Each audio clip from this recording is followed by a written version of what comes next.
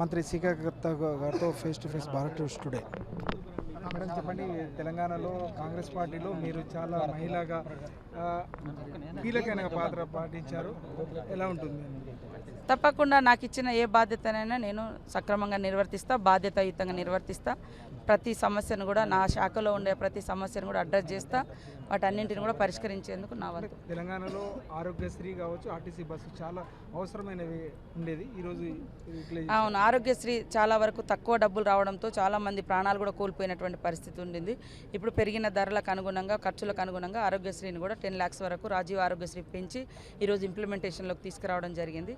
అదేవిధంగా మరి సమాజంలో సగభాగం ఉన్నటువంటి మహిళలకు కూడా ఈరోజు మరి ఏదైతే ఉచిత బస్సు ప్రయాణం చాలా అవసరం, చాలామంది ఆర్థికంగా చితికిపోవడంలో దాని యొక్క భారం అంతా కూడా ఇంట్లో ఉన్నటువంటి మహిళ మీదనే పడుతుంది.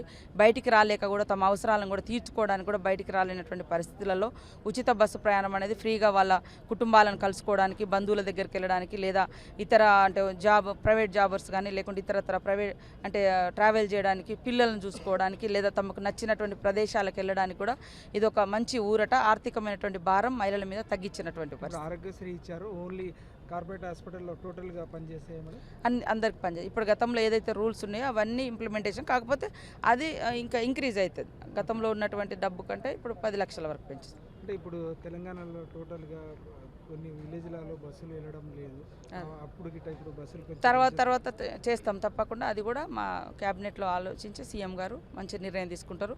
ప్రతి పల్లెకు పల్లె వెలుగు బస్సు పోతుంది. అంటే ఇప్పుడు మంజీస్ పార్టీతో అలయన్స్గా ఉండబోతున్నారు. అరే అలియాన్స్ కాదు, ఉన్న దాంట్లో ఆయన ఉన్నాడు. సీఎం గారు సీనియరు, సీఎం గారు రాలే. మరి సీఎం గారు అయితే ప్రొటెం స్పీకర్గా ఉన్నాడు కదా, స్పీకర్ గారు ఉన్నారు.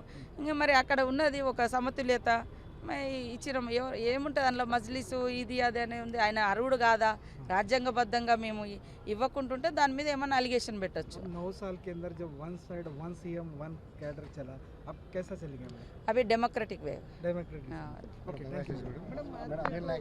ఈ వీడియో కనుక మీకు నచ్చినట్లయితే లైక్, షేర్ అండ్ సబ్స్క్రైబ్.